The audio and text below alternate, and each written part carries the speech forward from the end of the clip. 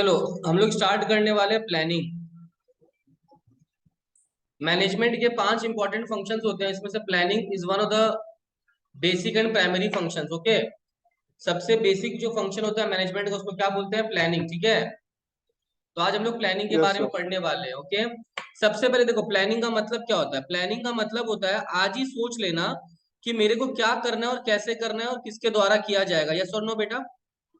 Planning yes sir. Is something deciding in advance, क्या करना है कैसे करना है। ओके, अगर आप प्लान नहीं करोगे तो आगे के जितने फंक्शंस है, चाहे वो ऑर्गेनाइजिंग हो, चाहे डायरेक्टिंग हो, चाहे स्टाफिंग हो, कंट्रोलिंग हो, कुछ भी पॉसिबल नहीं होगा प्लानिंग के बिना। ओके, तो प्लानिंग का पहला क्वेश्चन करना होगा डेफिनेशन ऑफ प्लानिंग। ये देखो, ये प्रेजेंट पोजीशन है, ये फ्यूचर सिचुएशन है। तो प्रेजेंट से अगर फ्यूचर में जाना है तो उसके लिए आपको क्या करना पड़ेगा? प्लानिंग। प्लानिंग करना पड़ेगा। बहुत सारे ऑथर्स के अपने डेफिनेशन एक बार इसको गो थ्रू कर लेना, बट मेन जो डेफिनेशन है वो ये है कि प्लानिंग में हम लोग ऑब्जेक्टिव सेट करते हैं और बहुत सारे कोर्सेज ऑफ एक्शन डिसाइड करते हैं, और हमारे पास एक काम को करने के बहुत सारे रास्ते होते हैं। यस और नो? प्लानिंग में मैं डिसाइड करने वाला हूँ कि कौन सा पाथ चूज करूं जिससे मेरा गोल्स अचीव हो जाए, और वो भी कम से कम समय में और कम से कम कॉस्ट में। Are you getting my point? Yes sir. तो अगर मैं बात करूं फीचर्स ऑफ प्लानिंग या नेचर ऑफ प्लानिंग या कैरेक्टरिस्टिक्स ऑफ प्लानिंग, मैंने आप लोगों को पहले बताया है कि चाहे फीचर हो, चाहे नेचर हो, चाहे कैरेक्टरिस्टिक्स हो, सब सेम होता है। तो सबसे पहले ये वाला फंक्शन इंपॉर्टेंट है, फीचर इंपॉर्टेंट है। Planning is the primary function of management, मतलब सबसे पहले प्लानिंग ही करना पड़ता है। Getting my point? प्लानिंग के बिना कुछ भी पॉसिबल नहीं है। It is the first function of management. Are you getting my point? Planning is the first function of management. Planning के बिना कुछ भी पॉसिबल। अब प्लानिंग करता कौन है बेटा? मैनेजर ही करेगा। यस और नो? Yes yes sir. बड़ी बड़ी कंपनीज में जो ओनर होते हैं ना, वो प्लान नहीं करते हैं, उनके अंडर में मैनेजर्स होते हैं जिनको रिस्पॉन्सिबिलिटी दिया जाता है, जो प्लान करते हैं। ठीक है, अच्छा प्लान क्यों करते हैं? टू अचीव द गोल्स मतलब बोलो, या गोल फिर बेटा goal. Objectives. Are you getting my point? तो planning contributes to yes sir. Objectives of business. Next, planning is pervasive, मतलब बिजनेस छोटा हो या बड़ा हो, प्लानिंग तो करना ही पड़ेगा हर लेवल पे। और प्लान करने का मेन जो, ध्यान से सुनना, टॉप लेवल को तो करना ही पड़ता है, बट मिडिल लेवल और लोअर लेवल को भी क्या करना पड़ता है? प्लान करना पड़ता है। देखो लिखा हुआ यहाँ पे, it is not a function that is restricted to top level, but planning is done by managers at every level. Are you getting my point? Plan yes sir. हम लोग कर रहे हैं, फ्यूचर के लिए कर रहे हैं, प्रेजेंट के लिए कर रहे हैं? तो प्लानिंग इज फ्यूचर। बेटा फॉरवर्ड लुकिंग। यस और नो? Yes sir. देखो लिखा हुआ, प्लानिंग इज फ्यूचरिस्टिक या forward looking. Planning is never done for past. अरे भाई, जो चीज हो चुका उसको लेके थोड़ी प्लान करना है। प्लान करना है ताकि अपने फ्यूचर के गोल्स क्या कर सकें? अचीव कर सकें। और प्लानिंग इज कंटिन्यूअस, इसका मतलब क्या हुआ? इसका मतलब हुआ आज प्लान किया, अब ऐसा तो नहीं कि एक महीने बाद प्लान नहीं करना पड़ेगा। Planning is a continuous process, आज करेंगे, कल करेंगे, परसों भी करना पड़ेगा। That is why it is a, क्या लिखा हुआ देखो स्लाइड में, it is a never ending process. Never ending process, because environment बहुत डायनेमिक है बेटा, बहुत चेंज हो रहा है। तो आपको प्लान्स को भी कंटिन्यूस अपडेट करना पड़ेगा, मॉनिटर करना पड़ेगा और चेंज करना पड़ेगा। क्लियर हो गया? और next, when we do certain planning, then we need to take decisions. Yes और no?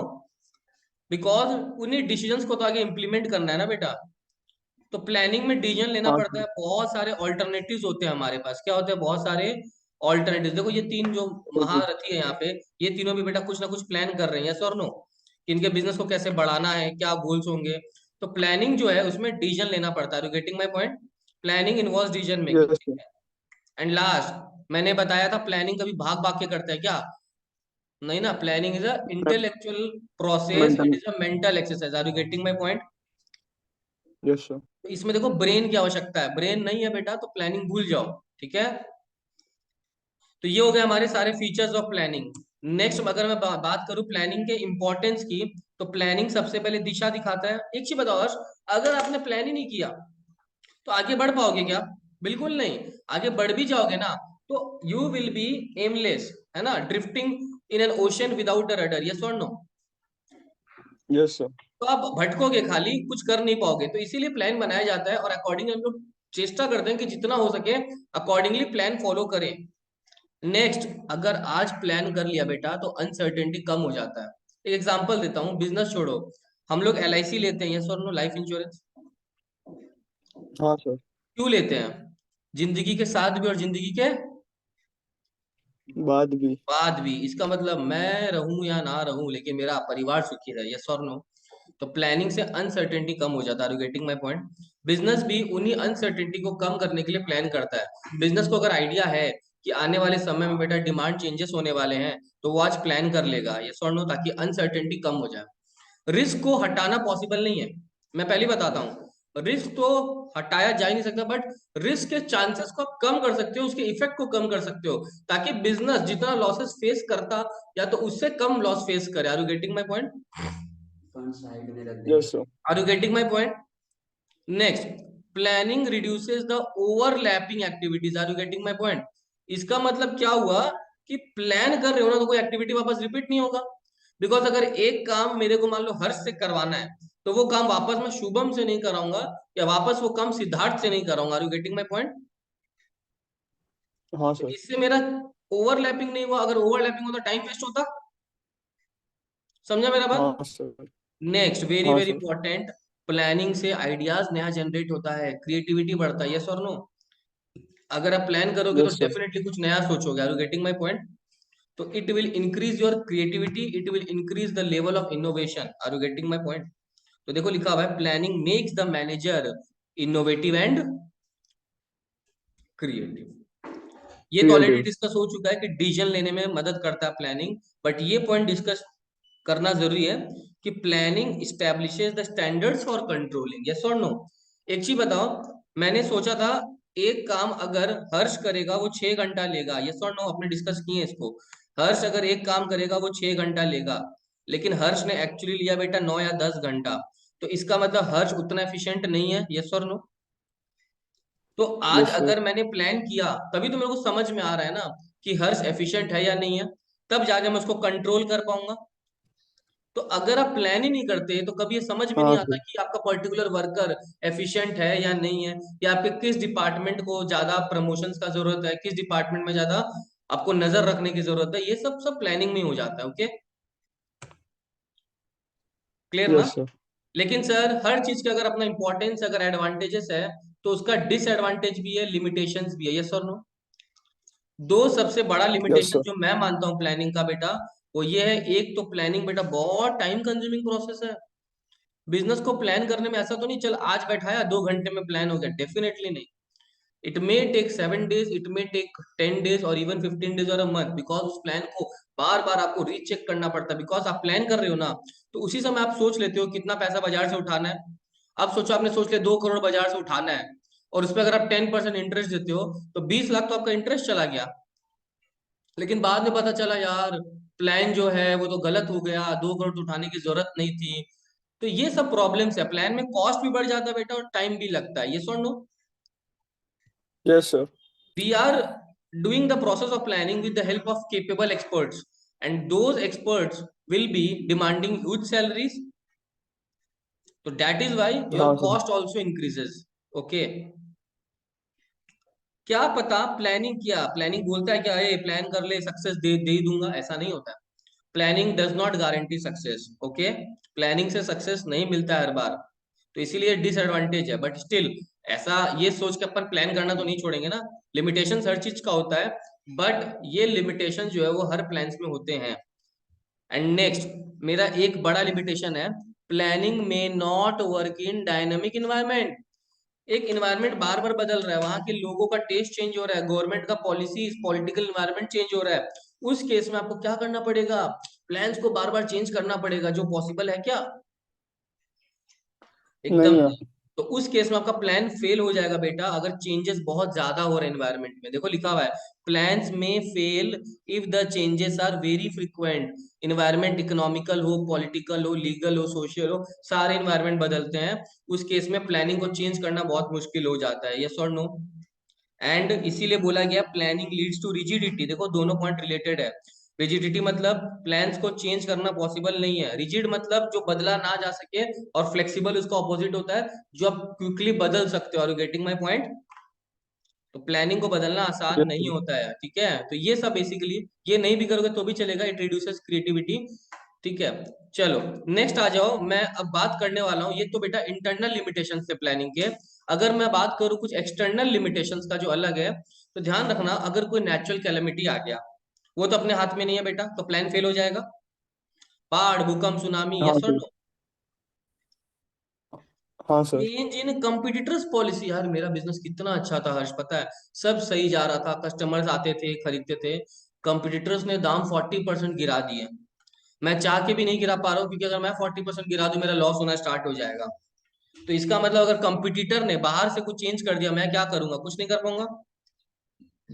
yes sir, taste, fashion change हो रहे हैं, सब एक्सटर्नल फैक्टर्स है, मेरे हाथ में नहीं है।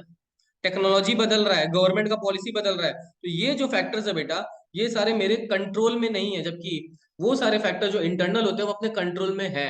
सैलरी में नेगोशिएट कर सकते हैं, यस और नो? टाइम थोड़ा कम बेसी कर सकता है, बट तुम कमिटर को जाके थोड़ी बोलेगा ए चल पॉलिसी बदल मत। भूकंप आने से रोक सकते हो क्या? एकदम नहीं रोक नहीं सर, सकते है। तो ये सारे बेटे मेरे लिमिटेशंस हो गए, external limitations. Are you getting my point? yes sir, अब यहां से एक नया पार्ट स्टार्ट होता है। अभी तक आपने जो पढ़ा, वो पढ़ा what is planning, what are the features of planning, what are the importance of planning, and what are the limitations of planning. Limitations में अपन ने कवर किया बेटा, इंटरनल लिमिटेशंस क्या क्या हो गए, और एक्सटर्नल लिमिटेशंस क्या क्या हो गए। अब अगर मैं बात करूं प्लानिंग प्रोसेस का, तो मैंने एक चीज बताया हमेशा क्लास में, कभी भी प्रोसेस बोले या स्टेप्स बोले, बात एक ही होता है, और इनको आपको हमेशा सिक्वेंशियली ही लिखना पड़ता है। Getting my point? You have to write your steps in a serial manner. Are you getting my point? yes sir, तो सबसे पहले हर्ष, आज मैं बात करता हूँ बिजनेस का, कुछ ऑब्जेक्टिव्स तो होगा। तो प्लान करने के लिए सबसे पहले तो कुछ ऑब्जेक्टिव का होना जरूरी है। पढ़ाई में अगर मान लो तुमको 95 प्लस लाना है, तो तुम्हारा ऑब्जेक्टिव तो कुछ है कि कितना लाना है बेटा, 95 प्लस। तो उस हिसाब से आप अपना प्लान सेट करोगे। बिजनेस का भी बहुत सारा ऑब्जेक्टिव हो सकता है। बिजनेस का ऑब्जेक्टिव हो सकता है कॉस्ट को मिनिमम करना, बिजनेस का ऑब्जेक्टिव हो सकता है प्रॉफिट्स बढ़ाना, यस और नो? कॉस्ट से रिलेटेड ऑब्जेक्टिव हो सकते हैं, प्रॉफिट से रिलेटेड ऑब्जेक्टिव हो सकता है, सेल्स को बढ़ाना ऑब्जेक्टिव हो सकता है, एम्प्लॉय सेटिस्फेक्शन ऑब्जेक्टिव हो सकता है, बहुत सारे ऑब्जेक्टिव हो सकते हैं, यस और नो?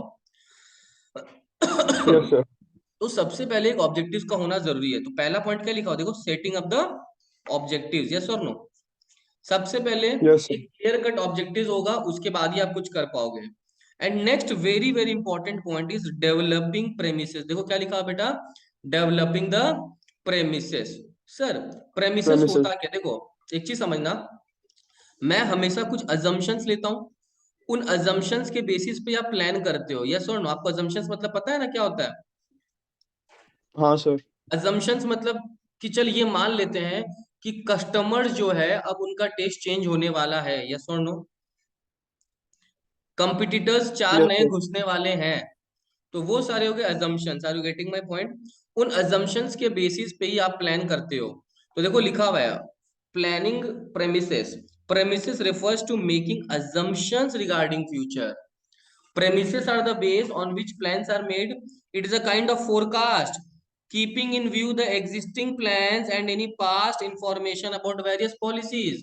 तो ये सारे assumptions के बेसिस पे हम लोग क्या करते हैं, प्लान करते हैं। जैसे मैं कॉमन कॉमन assumptions यानी फोरकास्ट क्या कर सकता हूँ, डिमांड के बारे में कर सकता हूँ, कोई गवर्नमेंट के पॉलिसी के बारे में कर सकता हूँ, यस और नो?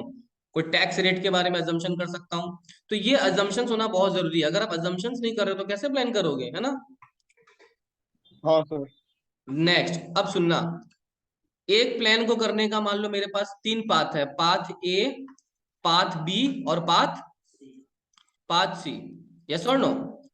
तो सबसे पहले yes मेरे sir, को पाथ खोजने पड़ेंगे हर्ष, कि मैं क्या क्या तरह से मेरे जो प्लान है उनको अंजाम दे सकता हूँ, है ना? मेरे प्लान्स को अचीव करने के लिए तीन पाथ है, path a, path b, path c. तो सबसे पहले लिस्ट डाउन करो क्या क्या ऑल्टरनेटिव्स है आपके पास। Are you getting my point? अब अगर मैं एक चीज बताऊं हर्ष, अगर मेरे को बताओ कि मेरे को सेल्स बढ़ाना है बेटा, मैं वो स्लाइड हटा दिया जानबूझ के कि तुमसे पूछना चाहता हूँ, अगर मेरे को सेल्स बढ़ाना है, तो सेल्स बढ़ाने के लिए बहुत सारे रास्ते हैं मेरे पास। एग्जाम्पल बताओ कैसे कैसे सेल्स बढ़ाया जा सकता है बेटा। सर प्रोडक्ट का मतलब कॉस्टिंग अगर हम लोग कम कर दे, मतलब कम हाँ, में अगर प्रोडक्ट बेचे तो ओके। सेल्स बढ़ेगा। तो रिड्यूसिंग द प्राइस अगर आप हम, रिड्यूस कैसे करोगे? उनको डिस्काउंट देके कर सकते हो। हाँ सर। ओके, और क्या कर सकते हो बेटा? सर एडवर्टीजमेंट, ब्रांडिंग, एडवर्टीजमेंट्स करके, ये वेरी सब। गुड। इसके अलावा और प्रोडक्ट का दाम वही रखो, क्वालिटी एनहेंस करो। हाँ क्वालिटी, हाँ। क्वालिटी बढ़ाओ, यस और no. Door to door promotions करो। Yes sir. या तुम उसी यस सर। बिजनेस में, मान लो पहले खाली कपड़ा बेचता था, क्लोथ, अब तुमने अपने बिजनेस को डाइवर्सिफाई कर दिया, तुम शूज भी बेचने लगे बेटा, यस और नो। पहले तुम अगर खाली यस मेंस के सर। क्लोथ में डील करते थे, तो मेन के साथ वुमेन के क्लोथ में भी डील करते हो, अपना प्रोडक्ट का लाइन, प्रोडक्ट का वैरायटी स्कोप को बढ़ा रहे हो। तो मेरे पास बहुत सारे रास्ते हैं, यस और नो हर्ष। यस तो सर। मैंने सब ऑल्टरनेटिव नोट कर लिया। अब मेरे को चेक करना पड़ेगा कि मैं कौन सा ऑल्टरनेटिव लूं जिससे मेरा प्लानिंग सक्सेसफुल हो जाए, वो भी कम से कम कॉस्ट में और कम से कम टाइम में। तो नेक्स्ट पॉइंट वही है, इवेल्युएशन ऑफ डिफरेंट ऑल्टरनेटिव्स। अब मान लो मैंने चेक किया कि मेन क्लोथ के साथ साथ अगर वुमेन्स क्लोथ भी ऐड करूं, तो इसमें मेरा कैपिटल बहुत ज्यादा लगेगा, जो कि मेरे पास उतने कैपिटल नहीं है, तो मैं वो फिर ऑल्टरनेटिव लूंगा ही नहीं। नहीं। तो हो सकता है मैं चलो शूज में ले लूं, कि मेरे को लग रहा है शूज में कैपिटल कम लगेगा, तो शूज रख सकता हूँ, यस और नो। तो यस आप सर। हर ऑल्टरनेटिव का बेटा पॉजिटिव एस्पेक्ट और नेगेटिव एस्पेक्ट दोनों नोट डाउन करोगे। उसके बाद उनको ठीक से नोटिस करोगे कि पॉजिटिव जो एस्पेक्ट है उससे क्या बेनिफिट्स मिलने वाले हैं आपको। Are you getting my point? तो यहाँ पे देखो लिखा यस हुआ है, sir. Manager starts evaluating each and every alternative and notes down the positive and negative aspects of every alternative. Are you getting my point? और अब यस जब सर। उसने नोट डाउन कर लिया, तो फाइनली वो बेस्ट ऑल्टरनेटिव को क्या कर लेगा हर्ष? ऑप्ट। ऑप्ट कर लेगा, सेलेक्ट कर लेगा। Are you getting my point? समझ में मेरा बात? तो yes selecting the sir. Best alternative, देखो लिखा होता है best alternative is selected. Okay, are you getting my point? कभी कभी ये होता है कि एक ऑल्टरनेटिव को सेलेक्ट करने की जगह वो बहुत सारे ऑल्टरनेटिव्स को सेलेक्ट कर सकता है, उनका कॉम्बिनेशंस को सेलेक्ट कर सकता है, ठीक है। तो वो भी कोई प्रॉब्लम नहीं है। बट ऐसा ऑल्टरनेटिव होना चाहिए, बहुत सारे कॉम्बिनेशंस ऑफ ऑल्टरनेटिव्स होने चाहिए, जिससे आपका बिजनेस का ग्रोथ हो, जिससे आपका बिजनेस का सर्वाइवल का चांसेस बढ़े, सेल्स बढ़े। Are you getting my point? Yes sir. अच्छा, अब मैं जो पढ़ने वालों को ध्यान रखना एग्जाम में, दिस कैन कम कि व्हाट आर डेरिवेटिव प्लान्स। देखो, जब मेन प्लान बन जाता है हर्ष, तो बहुत सारे छोटे छोटे स्मॉल प्लान्स बनाने पड़ते हैं, जो मेन प्लान को क्या करेगा बेटा? सपोर्ट करेगा। मैंने वापस बोला, जैसे मेरा मेन प्लान था एडवर्टाइजमेंट करना, क्या करना? एडवर्टाइजमेंट अब करना। एडवर्टाइजमेंट करने के लिए बहुत सारे छोटे छोटे प्लान्स बनाने पड़ेंगे ना, कि चलो एडवर्टाइजमेंट कैसे करवाएंगे, बैनर, पैम्पलेट्स, होर्डिंग, जैसा नो। यही सब जो छोटे छोटे प्लान्स हैं, ये मेरे किस प्लान को सपोर्ट करेंगे बेटा? मेन प्लान को। तो उन प्लान्स को बेटा बोला जाता है डेरिवेटिव प्लान्स, जो प्लान्स मेरे मेन प्लान को बेटा सपोर्ट करा। Getting my point? तो एग्जाम में दे yes sir. Can give you what is derivative plans, तो you have to write that once the main plan is prepared, the company prepares various small plans which supports the main plan, and these plans are known as derivative plans। क्यों derivative plan? क्योंकि वो derive हुआ है ना, small plans derive हुआ है कौन से प्लान से? मेजर प्लान से। मेजर प्लान से, यानी मेन प्लान से। Are you getting my point? And अब आपने जब प्लान यस सर। चूज कर लिया, सेलेक्ट कर लिया, तो उसको इंप्लीमेंट करोगे बेटा। इम्प्लीमेंटेशन मतलब उस पेन को, उस प्लान को यूज करना, उस प्लान को बिजनेस में लेके आना, एक्शन में लेके आना। Are you getting my point? तो यस इम्प्लीमेंटेशन सर। जो मैं ऐसा बोलूं हर्ष कि वो एक्शन स्टेज है। ठीक है, ऊपर तक तो हाँ आपने कोई सर। एक्शन किया नहीं, खाली सेलेक्ट किया था। तो इम्प्लीमेंटेशन ही है मेरा जो action plan. Are you getting my point? तो देखो, द मैनेजर प्रिपेयर और draft the main and supporting plan, but there is no use of this plan until and unless they are put in action. तो इसीलिए उसको implement करना जरूरी है। Implement मतलब होता है प्लान को एक्शन में लाना। क्लियर? हाँ sir. And last, follow up. Follow up मतलब क्या होता है बेटा? कि मैंने जो प्लान बनाया उसको केयरफुली एनालाइज करो कि वो ठीक से इंप्लीमेंट हो रहा है कि नहीं, और उसको मॉनिटर करो। आपने प्लान इंप्लीमेंट तो कर दिया, बट देखा है उसका कोई फायदा ही नहीं हो रहा। तुम समझो, तुम अपना दाम बढ़ा दिया बेटा, 6% सेल प्राइस बढ़ा दिया प्रोडक्ट का, तुमको लगा कि क्वालिटी बहुत अच्छा हुआ, तुमने 6% प्राइस बढ़ा दिया, बट तुमको ये बाद में महसूस हुआ कि 6% प्राइस बढ़ने के कारण बेटा 30% सेल्स कम हो गया। तो वो गलत हो रहा है तुम्हारा। Yes sir. इसीलिए हर चीज को लास्ट में फॉलो अप करना पड़ता है कि आपने जो काम किया वो सही से हो रहा है कि नहीं हो रहा है। Are you getting my point? Clear ना? Yes sir. चलो अब सुनना ध्यान से। प्लान जो होता है हर्ष, एक होता है बेटा सिंगल यूज प्लान और एक होता है स्टैंडिंग प्लान। वापस बोलो मैंने क्या बोला। Single use single plan use और, प्लान एंड स्टैंडिंग प्लान। अब सुनना ध्यान से, मैं जो बोलने वाला हूँ ध्यान से सुनना। देखो, मैं यहाँ पे तुमको बहुत सारा टर्म्स बताने वाला हूँ और उन टर्म्स को तुम ध्यान से सुनना। फिर मैं तुमको बताऊंगा बेटा कि क्या होता है सिंगल यूज प्लान और क्या होता है स्टैंडिंग प्लान। मैं बहुत सारा चीज यहाँ पे तुम्हारे सामने लिख रहा हूँ, ध्यान सुनना। मैंने एक वर्ड लिखा हर्ष यहाँ पे, पॉलिसी। एक वर्ड लिखा बेटा प्रोसीज्योर। एक वर्ड लिखा यहाँ पे मेथड्स। एक वर्ड लिखा बेटा रूल्स। एक वर्ड लिखा बजट। एक्चुअली सब लिखे हुए हैं नीचे, कोई बात नहीं, प्रोग्राम्स। और फिर मैं यहाँ पे लिख रहा हूँ बेटा ऑब्जेक्टिव्स और स्ट्रेटेजी। क्या लिखा? ऑब्जेक्टिव्स और स्ट्रेटेजी। Objectives and structure. पहले मैं इन सब चीजों का मतलब तुमको क्लियर कर देता हूँ ताकि तुम अपना आराम से घर पे इनके फीचर्स पढ़ पाओ, क्योंकि जब तक इनका मतलब क्लियर नहीं होगा, देखो सबके फीचर्स लिखे हुए हैं, तो एक बार अगर आपको मतलब क्लियर हो गया ना हर्ष, तो इसका आप कुछ भी कर पाओगे। Are you getting my point? Yes sir. चलो, आपको मेरे को सारे फीचर्स का लर्न करके सुनाने होंगे, ध्यान रखना, ठीक है? क्योंकि मैं मतलब पे बहुत मेहनत करने वाला हूँ, विद एग्जांपल देने वाला हूँ, ठीक है?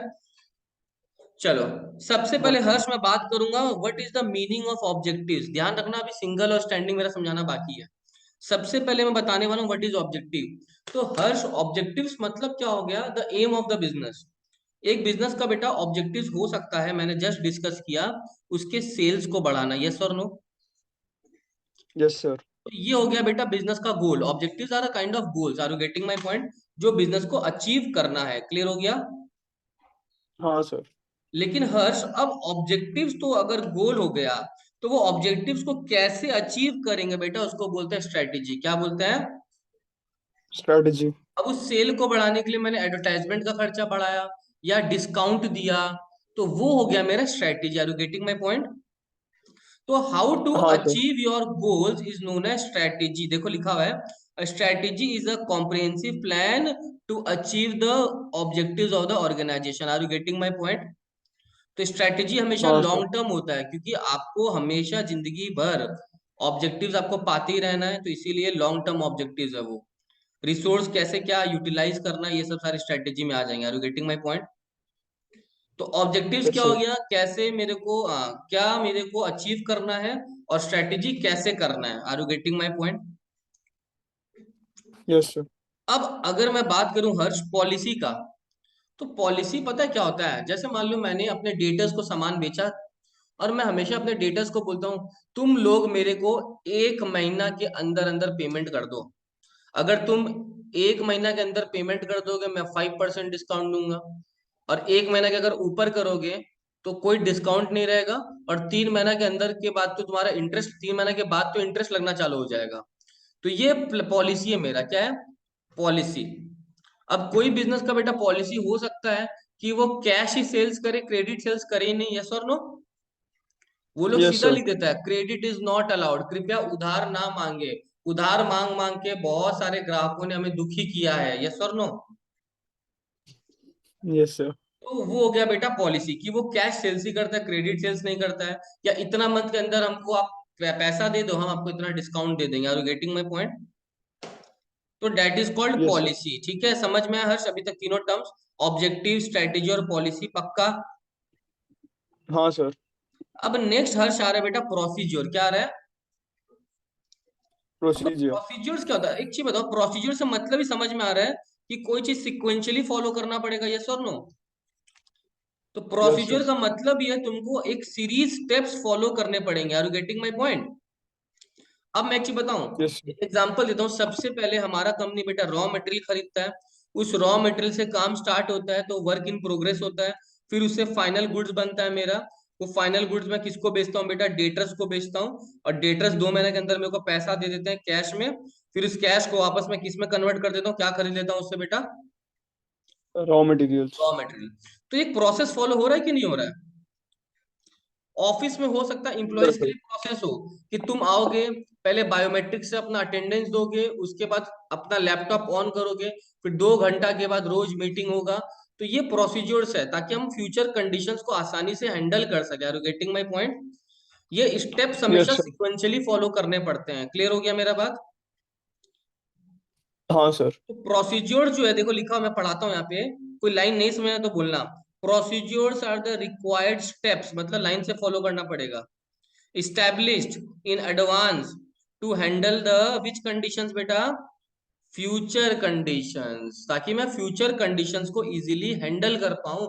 अगर आप प्रोसेस फॉलो नहीं करोगे, प्रोसीजर फॉलो नहीं करोगे, तो बिजनेस में क्योस क्रिएट हो जाएगा, कंफ्यूजन क्रिएट हो जाएगा। यस और नो? तो this is procedure. Next Harsh, another term is methods. क्या है?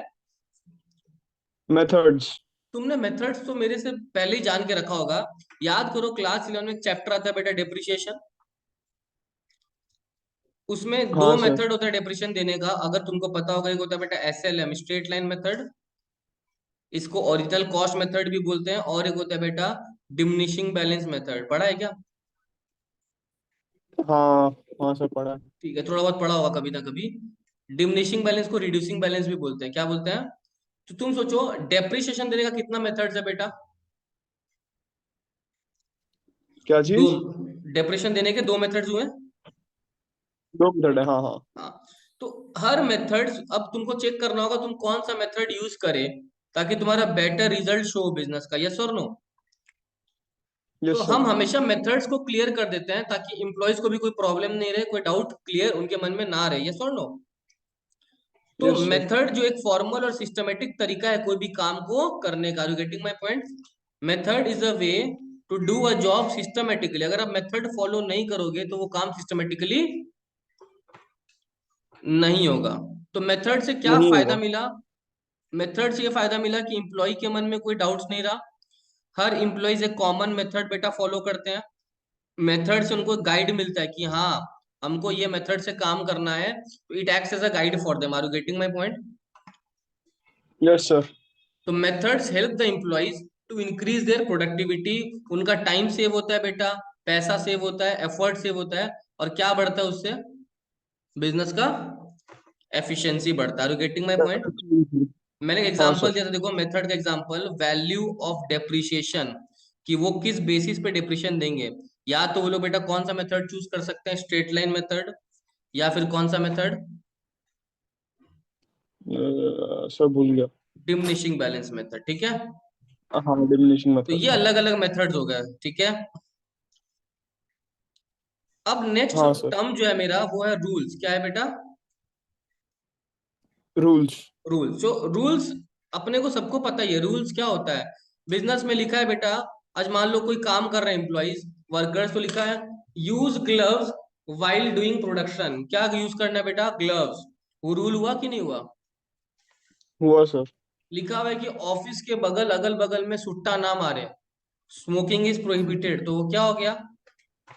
रूल। रूल। समझ में आया मेरा बात? तो ये रूल्स जो यस है वो सर। सेटअप किए जाते हैं ताकि एम्प्लॉय जो है वो मिसबिहेव ना करे, और अगर करे तो उनके अगेंस्ट में क्या लिया जाएगा? एक्शंस। एकदम से। तो देखो पढ़ते हैं, rules spell out special actions और non actions of the employees. There is no discretion, कोई डिस्क्रिशन नहीं होगा। अगर तुमको फॉलो करना होगा तो सबको फॉलो करना पड़ेगा। Are you getting my point? Yes sir. If they must be followed strictly, and if they are not followed, then strict actions can be taken against employees who are disobeying the rules. Are you getting my point? जैसे there can be rule of no smoking in the organization, yes or no? Gloves पहनना। Yes sir. तो ये सब बेटा क्या हो गए? Rules हो गए। क्लियर हुआ? पक्का? रूल। हाँ और सर, उसके हाँ बाद सर। हर्ष, एक होता है बेटा प्रोग्राम और एक होता है बजट। क्या बोला मैंने? एक होता है प्रोग्राम और एक होता है बजट। हर्ष एक चीज प्रोग्राम। सुनना, ये अभी तक जितने मैंने बताए ना बेटा, वो सारे सिंगल यूज प्लान है। कौन से प्लान है? Single use single plan. Use. Oh sorry, जितना बताया वो सारे स्टैंडिंग प्लान है। क्या है बेटा? अच्छा, स्टैंडिंग। Standing plan. और अब जो मैं बताने वाला हूँ वो सिंगल यूज प्लान है, ताकि तुमको दोनों का डिफरेंस क्लियर हो जाएगा। ठीक है? देखो, प्रोग्राम्स क्या होता है पता है हर्ष? अपने अभी तक जितना ऑब्जेक्टिव्स, पॉलिसीज, प्रोसीजर्स, रूल्स पढ़े ना, वो सब मिला के बेटा क्या बनेगा? प्रोग्राम बनेगा। क्या बनेगा? तो मतलब प्रोग्राम। प्रोग्राम जो है कॉम्प्रिहेंसिव डिटेल है, यस और नो, जिसमें तुम्हारा ऑब्जेक्टिव्स भी आ गया बिजनेस का, जिसमें तुम्हारा पॉलिसी भी आ गया, जिसमें प्रोसीड्योर्स भी आ गया, जिसमें रूल्स भी आ गए, यस और नो। जैसे मान लो यस सर। तुम्हारे आसाम में एक मॉल खुलने वाला है, क्या बोला मैंने, एक मॉल खुलने वाला है, मान लो शिवा मॉल। अब उस मॉल को कैसे बनाना है, क्या प्रोसीजर लगेगा, क्या रूल्स होंगे बेटा, इन सबको अगर मिला देना तो वो क्या बन जाएगा पूरा, एक प्रोग्राम बन जाएगा। तो प्रोग्राम में सब कुछ आ हाँ गया, सर। क्या क्या आ गया बोलो, ऑब्जेक्टिव्स आ गया, पॉलिसीज आ गया, प्रोसीजर्स आ गया, रूल, सब कुछ आ गया, गेटिंग माय पॉइंट।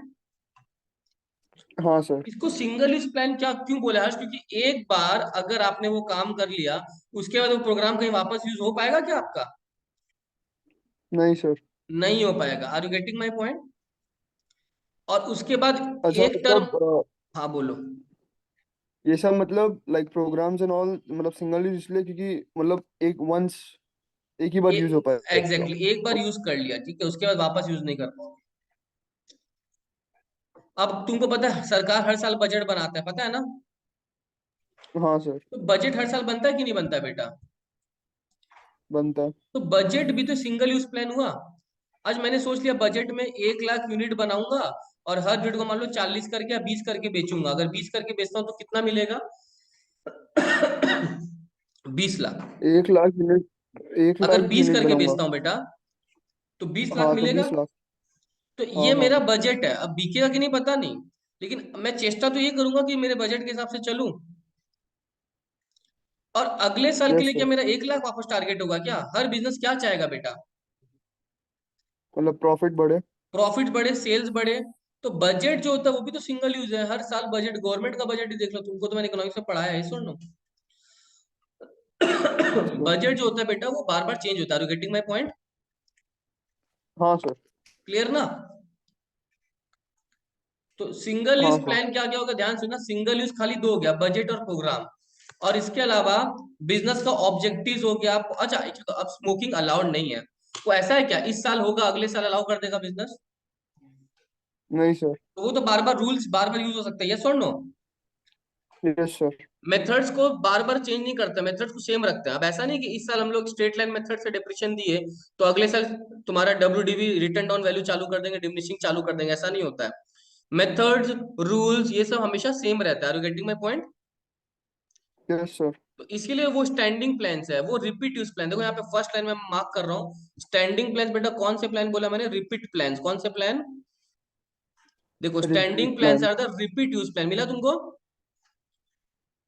हाँ सर। लेकिन सिंगल प्लान, देखो सिंगल यूज प्लान क्या लिखा, they are one time use plan, है ना, बिजनेस का गोल अचीव करने के लिए, और एक बार अगर गोल अचीव हो गया उसके तो प्लान का भी काम नहीं है। नहीं आएगा। Single use plans are use only once, एक ही बार यूज करेंगे, सिचुएशन टू सिचुएशन वेरी करता है, यस और नो। एक बार अगर मेरा सिचुएशन एंड हो गया तो उसका तो प्लान भी बेटा क्या हो जाएगा, एंड हो जाएगा। Getting my point, they are use only once, ठीक है।